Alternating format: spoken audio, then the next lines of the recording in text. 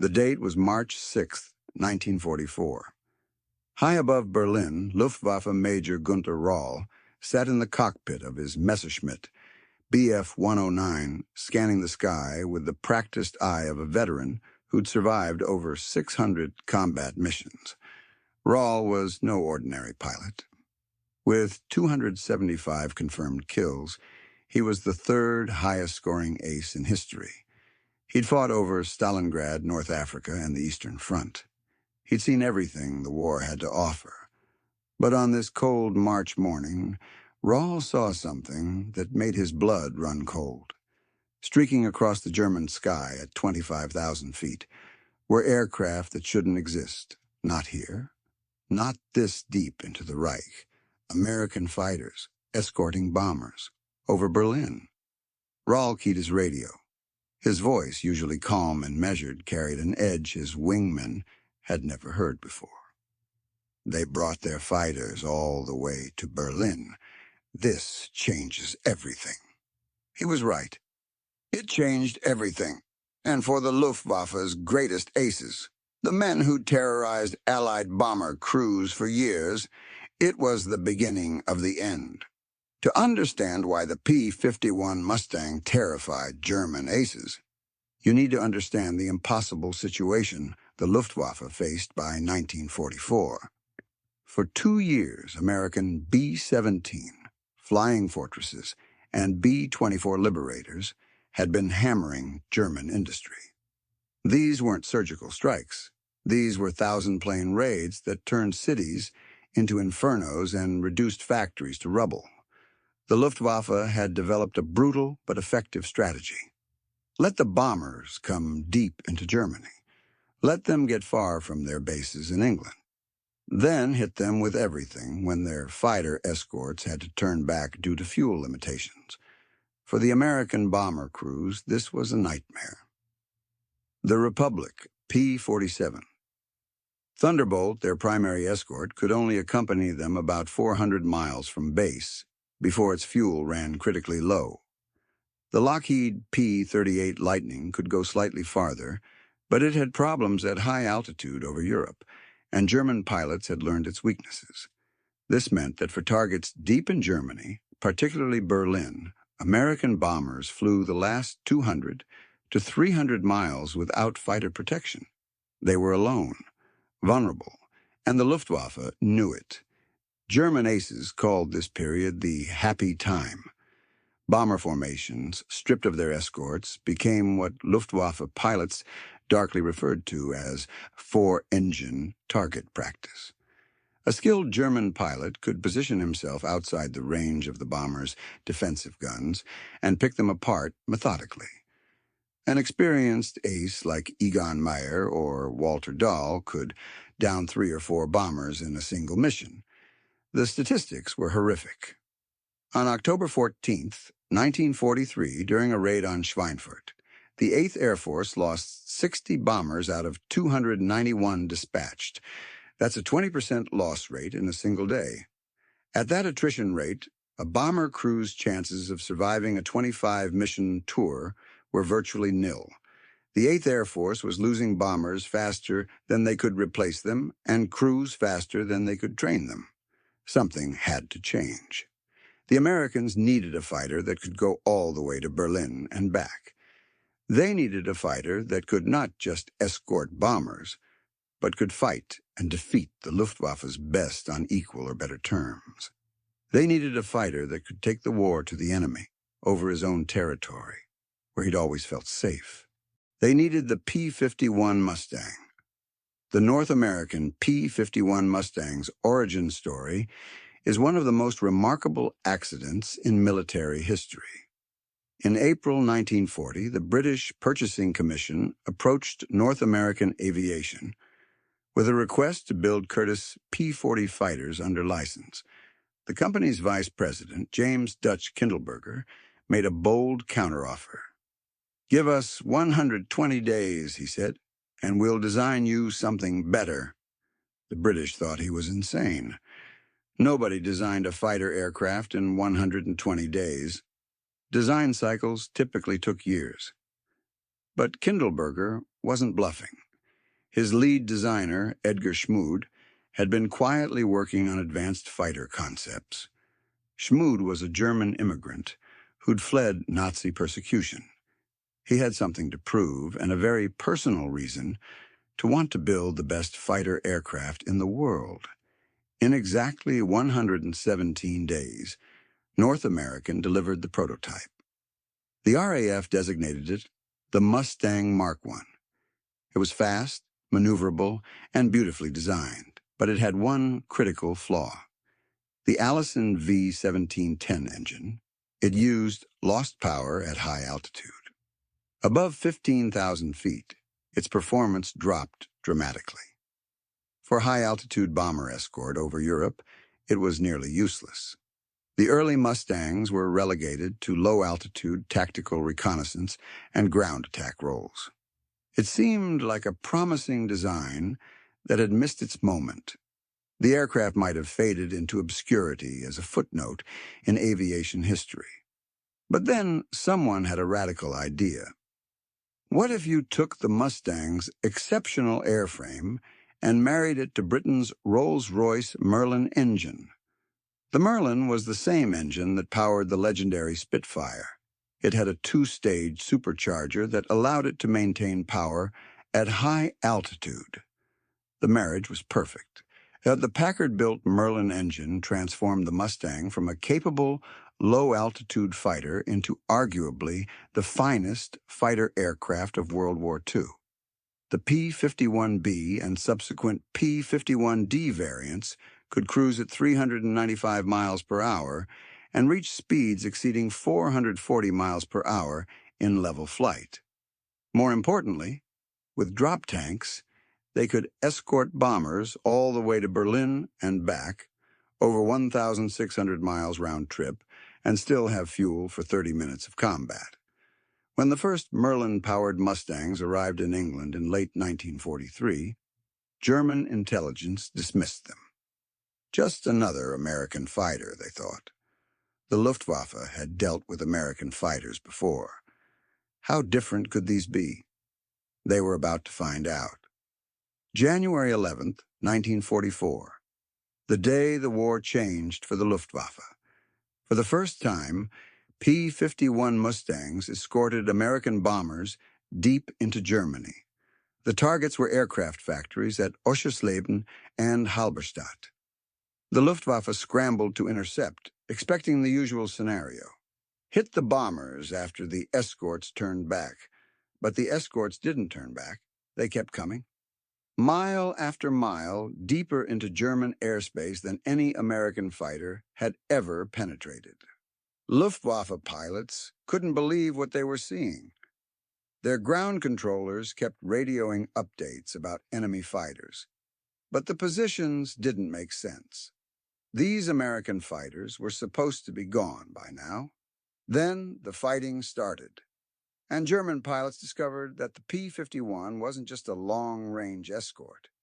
It was a killer.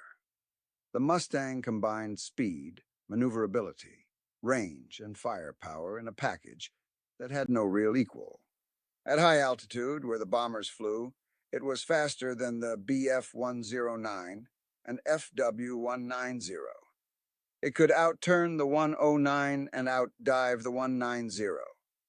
Its 6.50 caliber machine guns delivered devastating firepower, and perhaps most importantly, its pilots were trained, rested, and aggressive. By contrast, the Luftwaffe was dying.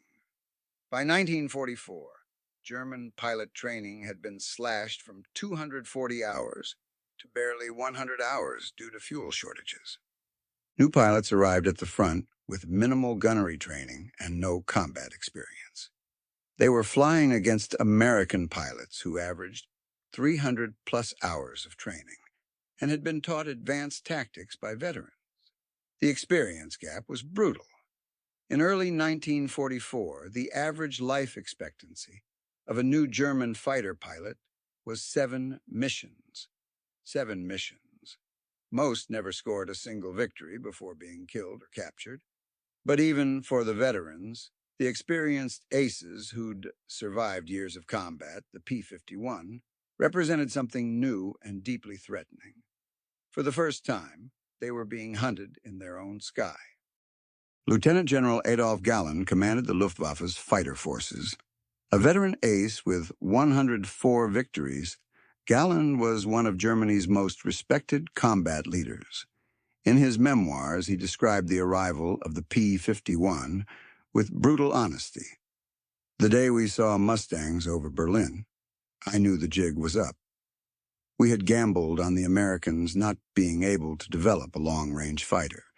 We were wrong, and that mistake would cost us the war." What Galland understood, and what terrified German pilots, was that the P-51 didn't just escort bombers. Under orders from General Jimmy Doolittle, Mustang pilots were encouraged to leave the bomber formations and aggressively hunt German fighters. Doolittle's directive was clear: pursue the enemy and destroy him in the air and on the ground. This was revolutionary. Fighter escorts had traditionally stuck close to the bombers, reacting to German attacks.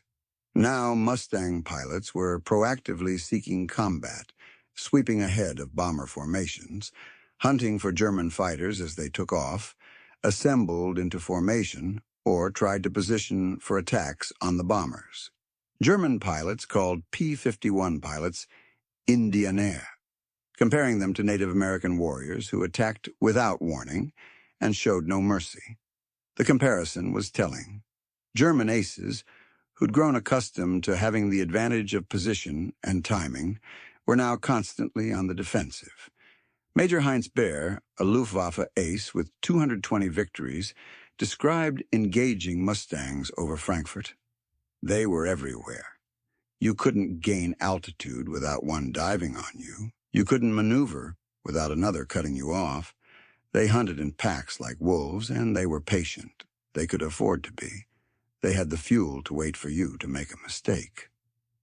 The psychological impact was devastating. German pilots were now being attacked during takeoff, while forming up, and even while trying to land. Mustang pilots discovered that German fighter bases were predictable targets.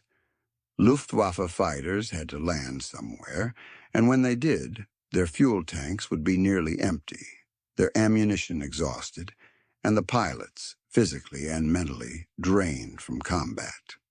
P-51 pilots began strafing German airfields, catching fighters as they landed or while they were refueling. It was brutal, unsportsmanlike by the old rules of aerial combat, and absolutely devastating. German pilot losses soared. By spring of 1944, the Luftwaffe was caught in a death spiral. Every mission cost them pilots and aircraft they couldn't replace. The Americans, by contrast, had what seemed like infinite resources. When a P-51 was shot down, 2 more arrived from American factories. When a pilot was lost, 10 more graduated from training schools in the United States. The production numbers tell the story. In 1944, the United States produced 16,802 fighters. Germany produced 25,285. That sounds like Germany kept pace, but there's a critical difference. American fighters were operating from secure bases in England. German fighters were being destroyed on the ground by Allied bombers and strafing attacks. American pilots who were shot down over England could potentially return to duty. German pilots shot down over Germany were often too injured to fly again, if they survived at all. More importantly, America had the fuel to train pilots properly. Germany didn't. By late 1944, German pilot training was so inadequate that some pilots arrived at combat units without ever having fired their guns in practice. They learned to shoot by trying to kill American pilots who had hundreds of hours of gunnery training. The result was predictable. Kill ratios that had once favored experienced German pilots shifted dramatically. In 1943, Luftwaffe fighters shot down approximately 3 Allied aircraft for every German fighter lost. By the summer of 1944, after P-51s achieved numerical superiority, The ratio had reversed. For every German fighter that scored a kill, 3 or 4 German fighters were being shot down. Major Gunther Rall described the impossible situation. We were outnumbered, outgunned, and running out of fuel and ammunition. Our new pilots lasted days, not weeks. And over it all, the Mustangs. Always the Mustangs. They owned the sky now. We were just dying in it. Some P-51 pilots developed reputations as ace killers, men who specifically hunted the Luftwaffe's most experienced veterans. These weren't dogfights between equals. These were calculated assassinations. Lieutenant Colonel John C. Meyer was one such pilot. Meyer scored 24 aerial victories in Europe, but what made him legendary was his tactics. Meyer studied German fighter operations. He learned when and where the top German aces flew. Then he hunted them. Meyer described his philosophy simply: the Luftwaffe's experienced pilots were the glue holding their fighter force together. Kill the aces, and you kill the Luftwaffe's effectiveness. A scared 19-year-old in a 109 isn't shooting down B-17s. He's just trying to survive. Meyer wasn't alone. Major George Preddy scored 26.83 victories, most against German fighters. Captain Don Gentile scored 21.83 victories. Major Robert Johnson scored 27 victories. These men and dozens like them formed an elite cadre of American pilots who methodically dismantled the Luftwaffe's veteran fighter force. What made them so effective wasn't just skill. It was the aircraft they flew and the tactical freedom they'd been given. A P-51 pilot over Germany could pick his fights. If he saw 6 German fighters above him, he could dive away, knowing his speed would let him escape. He could wait for a better opportunity. He could hunt for a lone German fighter or one that had separated from his formation. German pilots didn't have that luxury. They had to attack the bombers or face courts-martial for cowardice. They had to engage even when the tactical situation was hopeless. And the P-51 pilots knew it. Colonel Hubert Zemke, who commanded the 56th Fighter Group, explained the dynamic. German fighters had to come to us. They had no choice. Their country was being bombed into rubble. So they came, and we killed them. It wasn't sporting. It wasn't fair. It was war, and we were winning. March 6, 1944, is remembered in Luftwaffe history as Black Sunday. Over 800 American heavy bombers attacked Berlin in daylight, escorted for the first time all the way to the target and back by P-51 Mustangs. The Luftwaffe scrambled everything they had, approximately 400 fighters. The air battle that followed was one of the largest of the war. Fighters swirled over Berlin in massive furballs that stretched from 30,000 feet to the deck. P-51 pilots reported that everywhere they looked, there were targets. One pilot radioed simply, "There are so many of them, you can't miss." But the Germans couldn't mass their formations effectively. Every time they tried to assemble for a coordinated attack on the bombers, P-51s slashed through their formations, scattering them. German pilots found themselves fighting for survival rather than pressing home attacks on the bombers.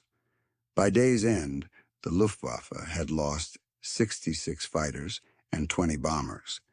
The Americans lost 69 bombers and 11 fighters. For the first time, German fighters had suffered heavier losses than the bombers they were trying to stop. The mathematics were unsustainable, but worse than the numbers was the psychological impact. The Luftwaffe had failed to stop a daylight raid on the German capital. Berlin had burned while German fighters watched, unable to break through the screen of Mustangs. For German aces who'd spent years believing in the Luftwaffe's invincibility, it was a devastating blow. Major Heinz Baer, one of Germany's top aces, wrote in his diary that night, "We have lost the air war. The Americans can go anywhere they want. whenever they want. We can only react, and we're dying. I don't expect to survive this." Bear did survive, but tens of thousands of his comrades didn't.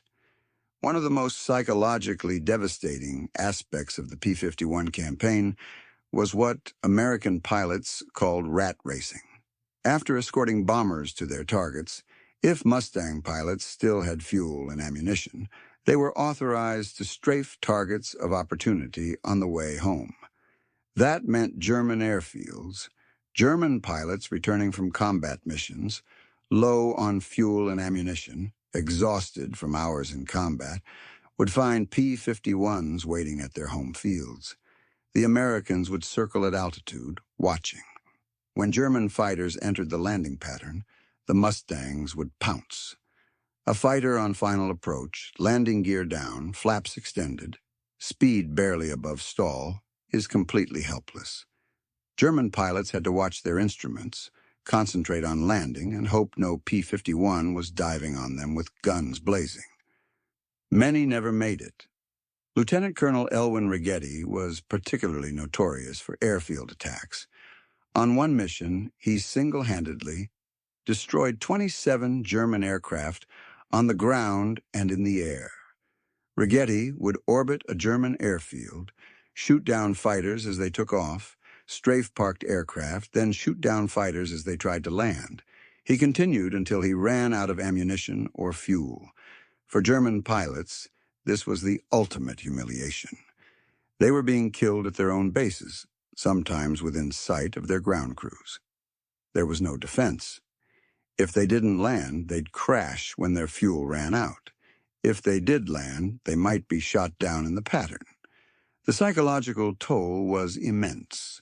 Luftwaffe pilot morale, which had remained relatively high even through the disasters of 1943, collapsed in early 1944. Pilots requested transfers to bomber units or night fighter squadrons, anything to avoid flying day fighters against American escorts. Some pilots simply refused to fly, accepting court-martial rather than face another mission against P-51s. By late 1944, the Luftwaffe was a shell of its former self. Experienced pilots were dead or grounded due to wounds. Fuel shortages meant that even when aircraft were available, there wasn't enough fuel to fly them. New pilots arrived at the front with 30 or 40 hours of total flight time. The Luftwaffe tried desperate measures. They introduced the Me-262 jet fighter, which was faster than any Allied aircraft. But jets were too few, too unreliable, and flown by pilots with insufficient training. P-51 pilots learned to wait for Me-262S during takeoff and landing when the jets were vulnerable. They concentrated remaining experienced pilots into elite units, hoping quality could substitute for quantity.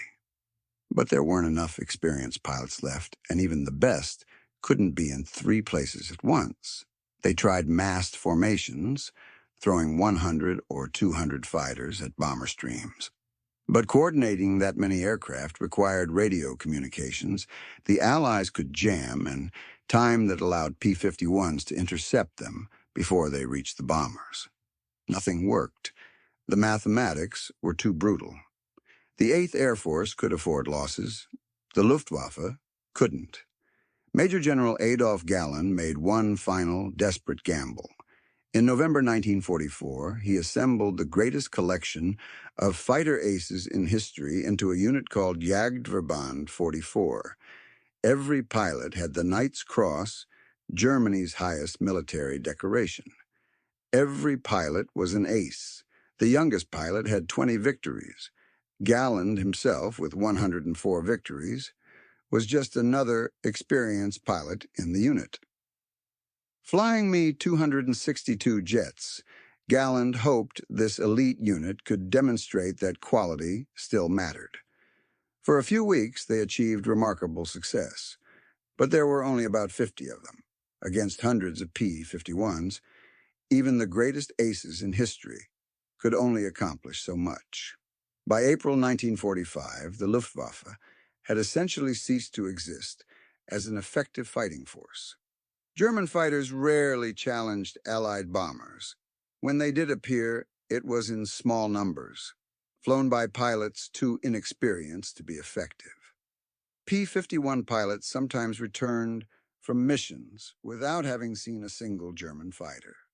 The air war over Germany was over. America had won, and the P-51 Mustang had been the weapon that decided it. The destruction of the Luftwaffe had consequences far beyond air superiority. Without fighter protection, German industry was systematically destroyed. Synthetic fuel plants were bombed repeatedly, starving the German military of gasoline and diesel. Tank production facilities were flattened. Aircraft factories were reduced to rubble faster than they could be rebuilt. More importantly, the Luftwaffe's collapse meant that the D-Day invasion faced minimal air opposition. Allied ground troops advanced with near-total air superiority. German forces couldn't move during daylight without being attacked by Allied aircraft. Supply convoys, troop concentrations, even individual tanks were hunted from the air.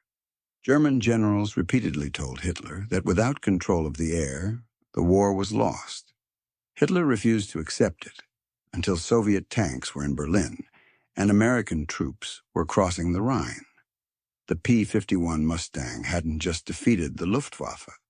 It had broken the back of the German war machine, and it had done so by taking the fight to the enemy over his own territory, where he'd thought he was safe.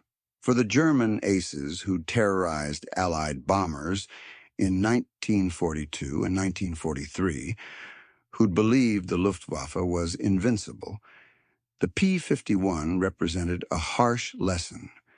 Technology matters, production matters, training matters.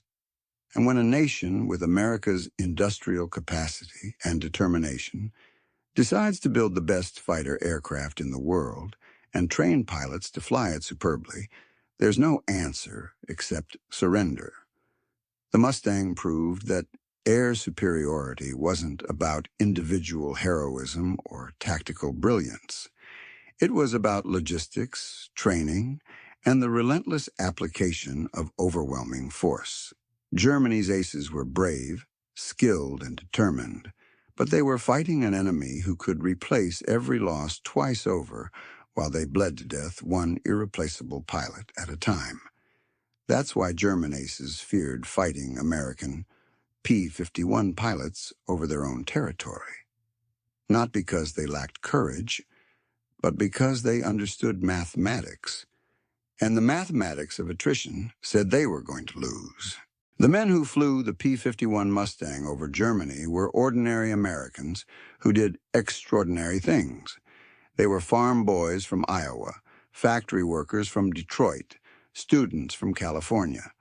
They climbed into aluminum cockpits and flew into the teeth of the most experienced fighter force in the world. Many didn't come home. Their sacrifice gave us the world we live in today. A world where freedom defeated tyranny, where democracy survived its greatest test, where ordinary people prove that courage and determination matter more than ideology or propaganda. These stories matter. These memories matter. And keeping them alive is why we do what we do. If you want to join us on this mission, please subscribe and turn on notifications. Every week we bring you stories from World War II that most people have never heard. Stories of courage, sacrifice, and the ordinary people who changed history. And finally, we have one question we always ask. Where are you watching from? Our community stretches across the entire globe, from the United States to the United Kingdom, from Canada to Australia, from Germany to Japan. You're not just a viewer. You're part of a community keeping these memories alive. Please drop a comment and let us know your city or state. Tell us if someone in your family served. Tell us if your grandfather flew P-51s or if your great-uncle was a German pilot who survived the war. These stories belong to all of us, and every voice matters. Thank you for watching. Thank you for remembering, and thank you for ensuring that the sacrifices of the greatest generation will never be forgotten.